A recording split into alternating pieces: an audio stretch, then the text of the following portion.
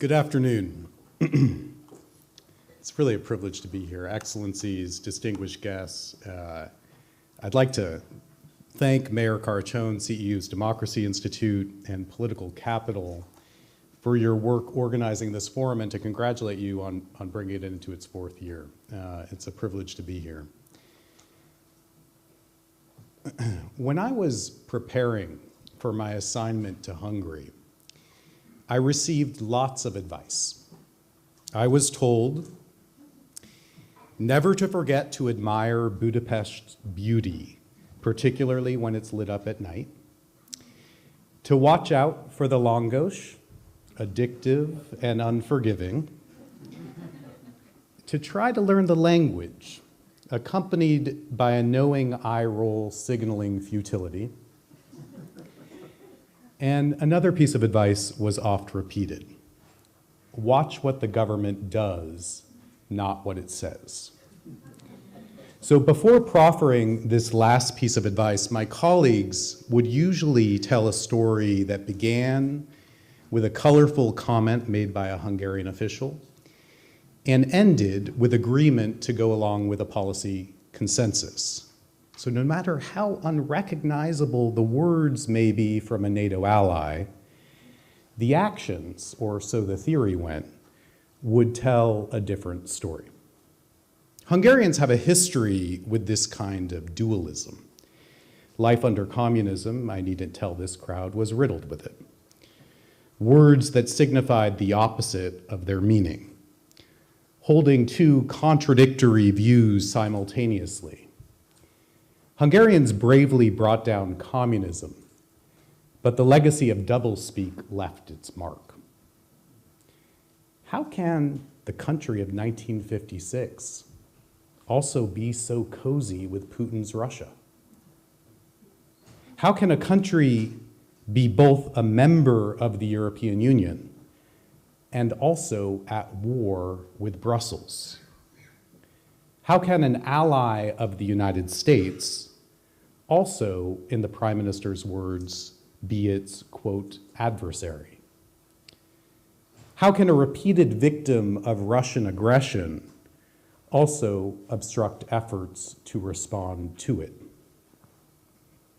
When it comes to foreign policy making, viewing Hungary's statements as just words is understandably convenient. It provides any bureaucracy in any capital the salve that bureaucracies naturally seek to not act. Billboards of bombs from Brussels raining down on Hungary are met with eye rolls as opposed to responses. Just another manifestation of zany Hungarian communications strategy. Yet, limited engagement by both Europe and the United States over the past 14 years has not led to a communications crisis in Hungary, but a democratic one. To recognize this is not a judgment. It is an unavoidable fact for any country that for nearly a decade has been under a continuous state of emergency, allowing its government to enact laws by edict bypassing parliament. US policy used to accept the idea that Hungary says one thing and does another. And we now see the two, saying and doing, increasingly and concerningly merged. Hungary's billboards, headlines, and words are no longer, if they ever were, mere words, political rhetoric, communications ploys. They are an arm of state power. They have an impact, a purpose, a goal. In short, they are policy, and they are impacting our alliance, and they merit our attention. In 2014, when Prime Minister Orbán delivered a speech outlining his vision of an illiberal state within the EU, some may have written it off as rhetorical red meat for a political base. We now see clearly that this was not mere rhetoric. We have reached a point where today, at a conference on democracy in Budapest, much like at a summit of democracies at the White House, more and more people are asking whether Hungary is still a democracy. That's a question that should, for an EU member and a NATO ally, be easy to answer.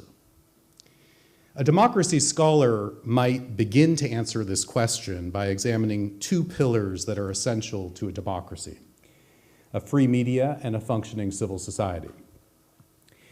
In Hungary, we find an unironically named Sovereignty Protection Office that has publicly announced 3 investigations.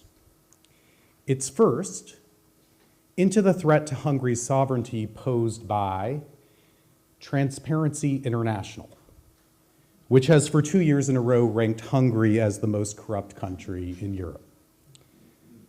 Its second investigation, into the threat to Hungary's sovereignty posed by Atlátszó, an independent media outlet whose name means transparency, focused on exposing corruption, including through articles on the extraordinary wealth acquired by the Prime Minister's 38-year-old son-in-law.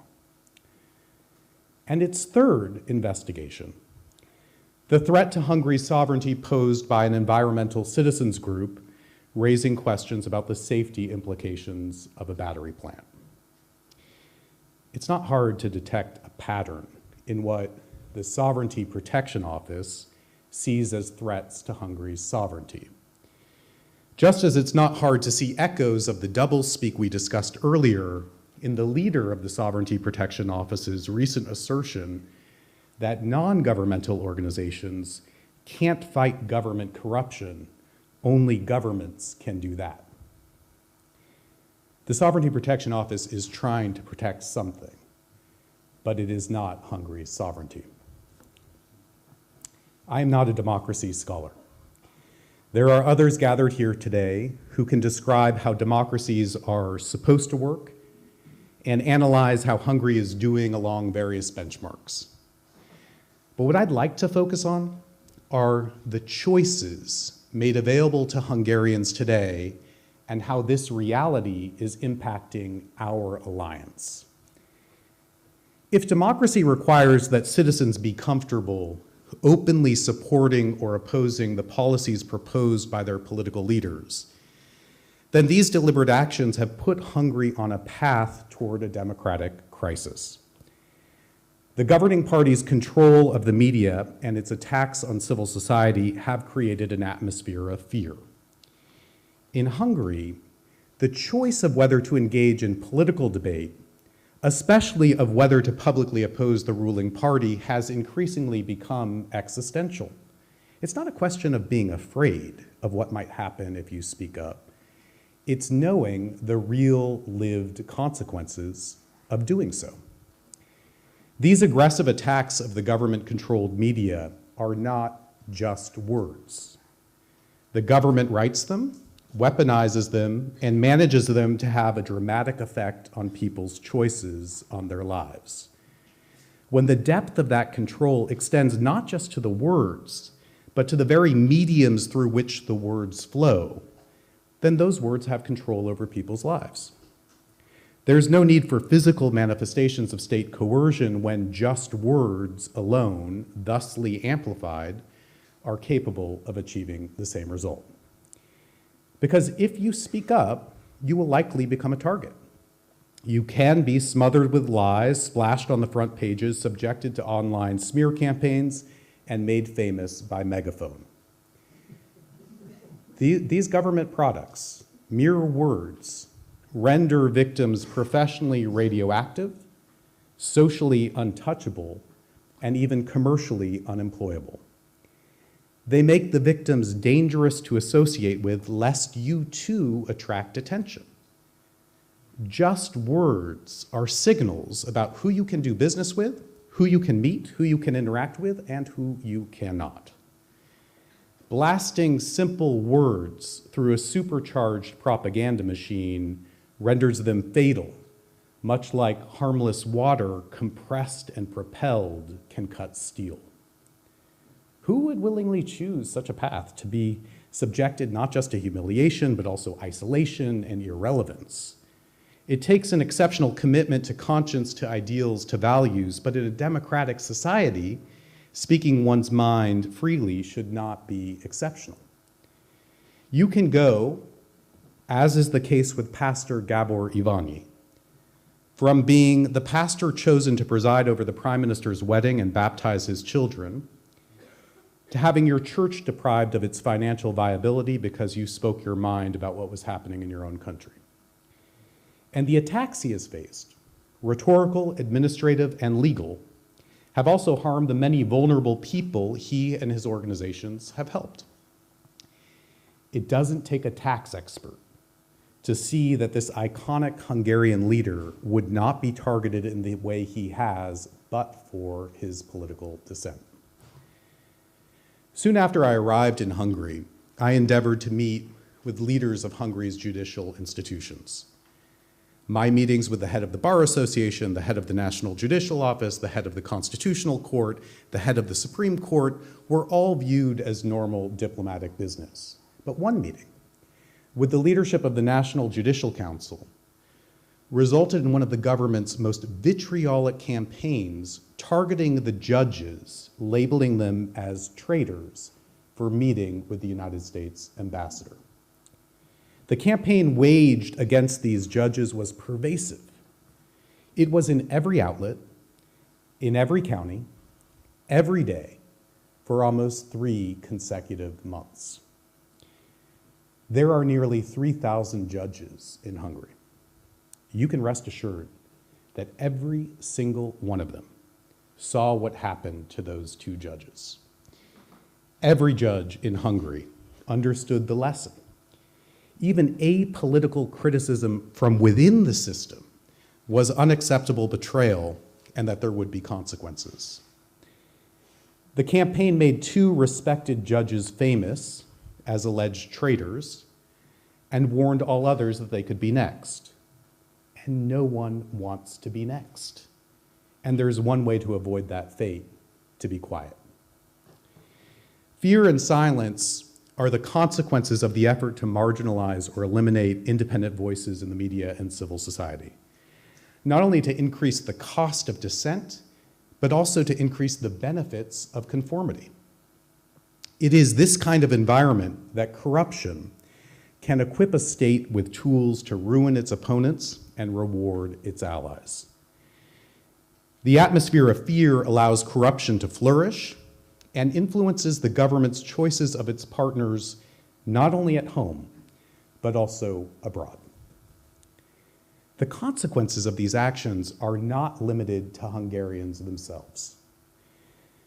Hungary's government has been signaling, and signaling loudly, distance from its allies, distance from Europe, and distance from the United States, all while enjoying the benefits of proximity and trumpeting the benefits of connectivity with others. Hungary criticizes NATO from within the comfort of the NATO security umbrella, and Hungary criticizes the EU under subsidy of the EU's economic umbrella. Other democratic governments whose people have sworn to defend Hungary are subject to the Hungarian government's consistent and enthusiastic disparagement, yet Russia and China, 2 authoritarian states, seem exempt from it. At Tusványos, Prime Minister Orbán praised what he called, quote, hyper-rational leadership as, quote, understandable and predictable, Prime Minister Orbán praised what he called Russia's, quote, hyper-rational leadership as, quote, understandable and predictable, despite launching the largest war in Europe since the Second World War. In this same speech, Prime Minister Orbán criticized the democratic West for what he called an unreliable, confusing focus on partnerships based on shared values, what he described as, quote, not rational. But alignment on values and principles is precisely the basis for the United States' strongest partnerships, including the Transatlantic Alliance. When the Prime Minister was performing peacemaker with Putin in July, the United States and a dozen of our allies and partners were working vigorously behind the scenes to free people unjustly imprisoned in Russia. The day after the Prime Minister went wheels up from his peace mission, Putin launched missiles into Ukraine's largest children's hospital. In contrast, when the United States worked with our partners, 16 innocent people were freed from the hell of captivity. Our values are not just pious rhetorical projections. They are not just words. They are the cement that binds together the most powerful and successful security alliance in history. The Hungarian government understood that years ago when they joined partnerships based on shared values, like the EU, like NATO, and I challenge anyone to identify stronger or more important partnerships in the world today. Democracies understand this. As has been said, we meet against the backdrop of an election in the United States. I'll leave the commentary on US domestic politics to others, including the many active participants in the Hungarian government. Prime Minister Orbán has made no secret of who he would like to win. I don't think actions that risk reducing a security alliance between two great nations into a political alliance between two big personalities services any democratic allied relationship anywhere. The United States has alliances with countries, not personalities within them. That's true whether the President of the United States is a Republican or a Democrat. It's also true and has been true when Viktor Orbán has been in power and when he has not. And it will remain true. Alliances don't hinge on just words between political allies. But for all of its talk of hyper-rationality and strategic thinking, Fidesz continues to seemingly stake its relationship with the United States on the outcome of one election. And if that election doesn't go the way they hope, their strategy is to wait. In the words of one senior official, quote, "There is no plan B," end quote. A lot of words come to mind when I think about that kind of approach to our relationship, but rational and strategic aren't among them. Continued recklessness with our bilateral relationship will unavoidably change that relationship, just as what may have been considered just words has changed Hungary. Exactly 6 months ago, in this very room, on the occasion of the 25th anniversary of Hungary's accession to the NATO alliance, I gave a keynote address in which I said, the United States wants a close relationship with Hungary based on transparency, dialogue, nonpartisanship, and a commitment to democracy. 6 months later, this government's words and policies have made clear its choice. And it's not transparency, dialogue, nonpartisanship, and a commitment to democracy. Virtually everything I have described in this speech, from the Sovereignty Protection Office's investigation targeting transparency, to the performative peace mission visit to Putin ahead of Hungary's allies in Washington, to the shutting down of Pastor Iványi's schools, has all transpired in the same period of time, the last 6 months. This is not a survey of the past decade. It is a survey of this past summer.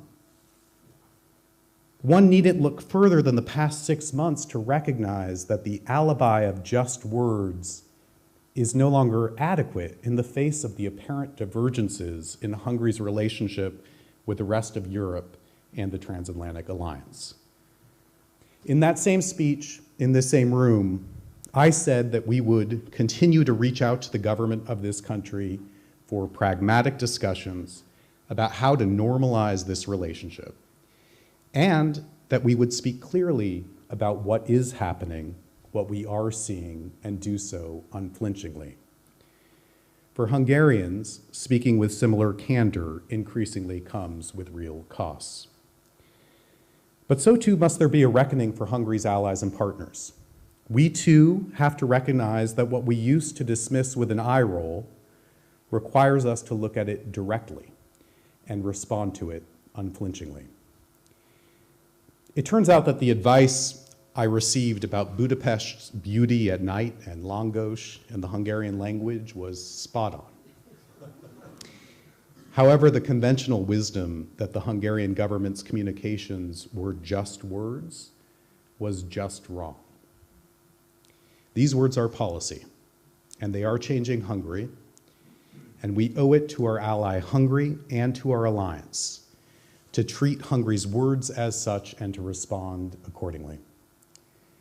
That may well mean a different kind of relationship, and I continue to hope that the relationship will be a closer one, more honest one, and candid one. Not the kind this government seems to want today, but the kind the American and Hungarian people certainly deserve. Thank you very much for your time. I appreciate it.